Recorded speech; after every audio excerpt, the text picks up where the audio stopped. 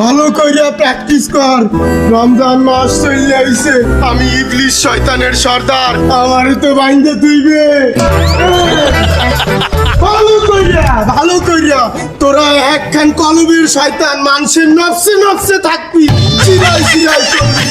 তবু তুই আমার যত কাম বাকি আছে সব শেষ করবি।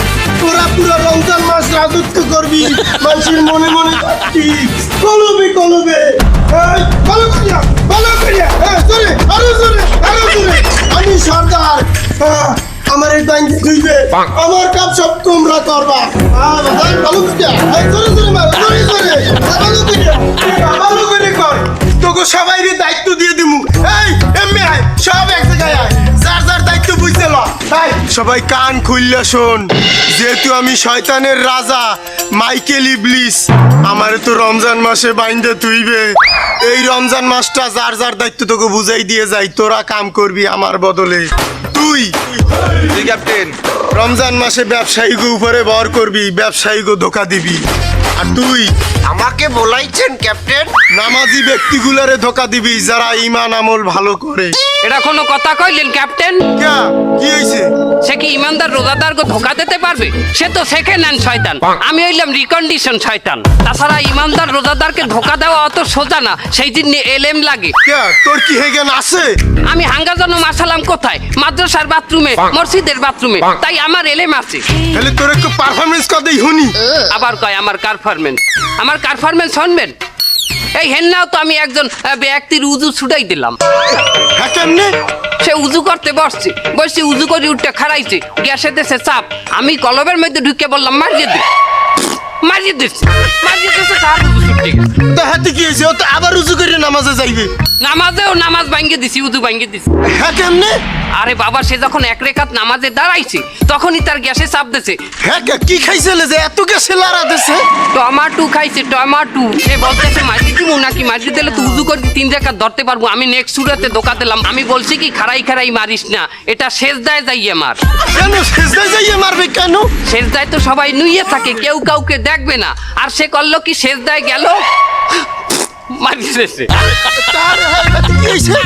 খাইছে টমেটো, আডিগুলা ছিটতে গেছে, পিছনে এক বেটা, তার নামাজও ভাঙ্গে দিছি। পিছনেরটা রুজুরে কেমনে গেলে? আহা, সেই ব্যক্তিকে আমি কলবে যাই বললাম, বাবা একজনে ওই জিনিস করছে, তুমি কি তাকে কিছু বলবা না? সে বলছে কি বলবো, গালাগালিতে। সে তাকে গালাগালি দিতে, তার ছুট্টি গেছে, নামাজ ছুট্টি গেছে। আরে বাহ, খেলা তো জমাই দিছো। এরপর পিছনের 5 জনেরও নামাজ ছুটাই দিছি।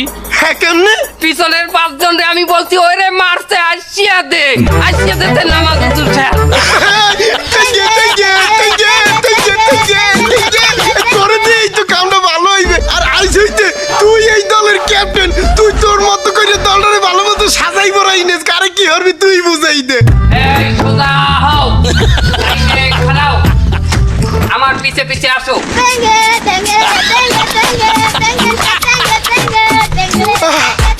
এখন এই একটা মাস আমি নিশ্চিন্তে রিটায়ার্ডে থাকবো। বাইন্দে করতে কি হয়েছে, ওরা আমার কামটা করিয়ে দেবে, সব ঠিক মতোই হয়ে যাইবে।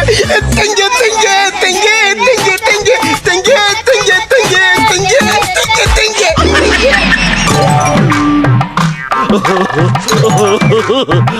আসসালামু আলাইকুম। ওয়ালাইকুম আসসালাম। আজকে তো রোজা, ইফতারির জন্য বাটায় চিনি লাগবে। চিনি আছে? অবশ্যই, কতটু লাগবে? 10 কেজি লাগবে। তো কত করে চিনি কেজি? আমি তো আমি তোমার বিবেক, আমি তোমার আবেগ। চিনি কত করে ব্যস্ত আগে আমাদের কাছে বললে নাও। চিনি তো মুই কেনসালাম 50 করিয়া, তার 60 করিয়া বেচমু। ভুল হবে ভুল, চিনির তো দাম বাড়ছে। কয়টা? 160 টাকা বাজারে। আমার তো দাম বাড়ার আগে কেনা আসলে আমি তো কমে বেচতাম।